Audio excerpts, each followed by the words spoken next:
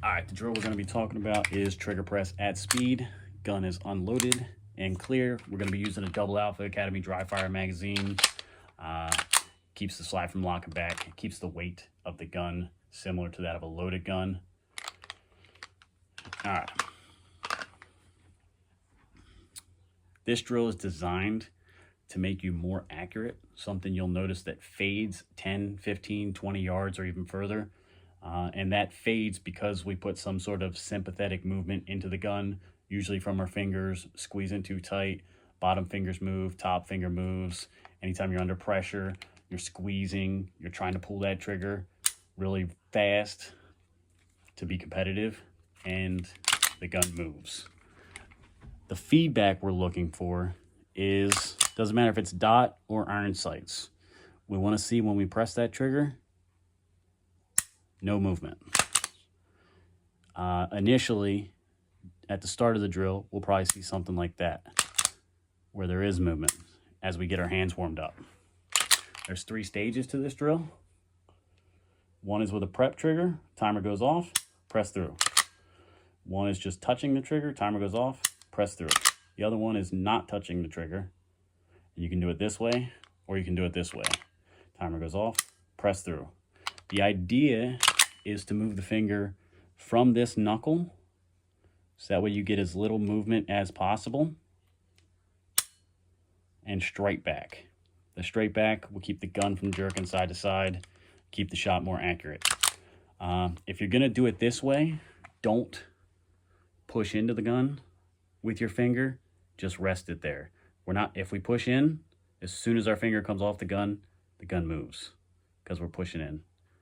So if we just rest it there, push straight through as soon as the timer goes off. All right, let's get started.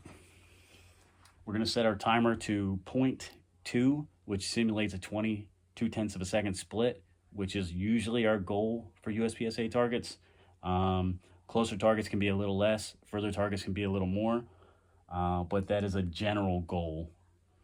So that's what we'll set the timer to. If I'm doing it this way, I set the timer to 0.4, as in 0.4 of a second, and that's just because this is harder, but this is a necessary part of the drill. You think that it wouldn't be, but in reality, whenever we're transitioning between targets that require movement, we take our finger off the trigger to move for safety reasons. If we're reloading, we're taking our finger off the trigger. So this is something that we do quite often, even though we don't think about it. All right, let's do a couple of drills. I'll show you what a couple of drills look like. And if you don't have a timer, I'll show you how to do it without a timer at the end. All right, let's run the drill here. I'm gonna set my timer to 0.2 for my par time. And that's because we want about a 20th of a split on average. If the target's further away, it could be a little more. If it's closer, it could be a little less. But I would say on average, we're looking for about 0.2. So that's what we're gonna set the timer to. I'm gonna show you some examples here of a prepped trigger and press through for the first part of our drill.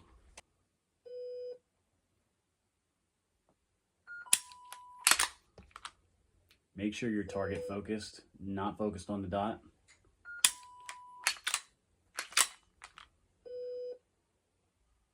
The dot should just be in the background, and you should be seeing if there's any movement from it while remaining small spot target focused. All right, let's go into the second part of the drill, which is just touching the trigger, no prep. Just barely touch it and press through.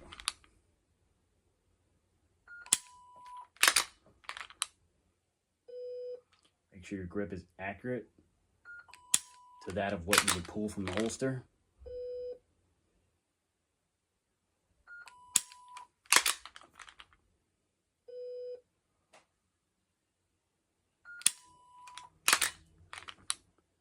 Using a lot of grip pressure from my support hand. Barely any grip pressure from my firing hand. All right, and then we'll do the third part of the drill, which is finger not touching or finger on the side.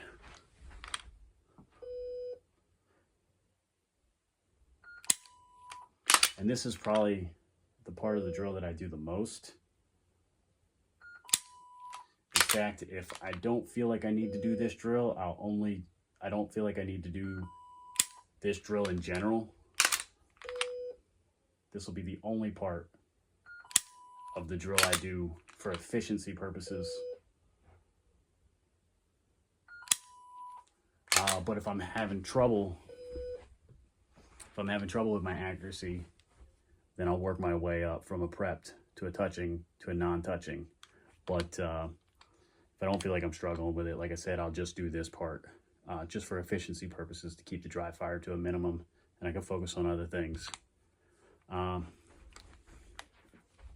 This is definitely going to be the hardest way that you do it, but again, it's necessary. Like I said, transitioning between targets with movement where you're moving from one location to the other, you're taking your finger off the trigger for safety reasons. If you're reloading, you're taking your finger off the trigger.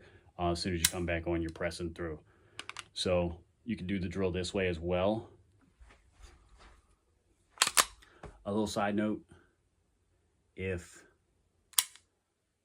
you're doing this drill for efficiency purposes, you can just pull through a dead trigger. You don't have to cock it every time. You don't need that click. You don't need that break. You can just pull straight through a dead trigger. Even if you have a Glock and the trigger stays back, you can pull just straight until you feel that pressure from the back of the Glock trigger. You'll still get the movement from the dot if you're doing it wrong, so you'll still get proper feedback. There's nothing wrong with pulling a dead trigger. It's very efficient.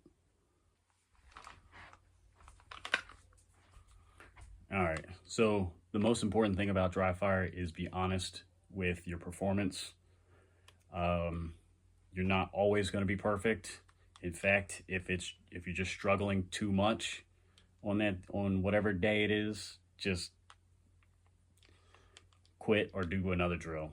But you want to be honest with your performance. You want to evaluate your feedback and learn from that, so that way you can improve.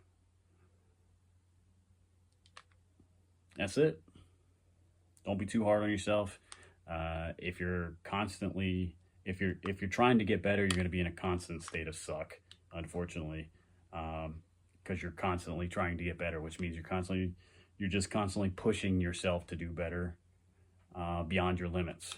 So yeah, it's a good drill though. It's a good drill to tune up with. It's a good drill to, if you've never done it, to just do it to improve your trigger press. And hopefully that helps improve your accuracy.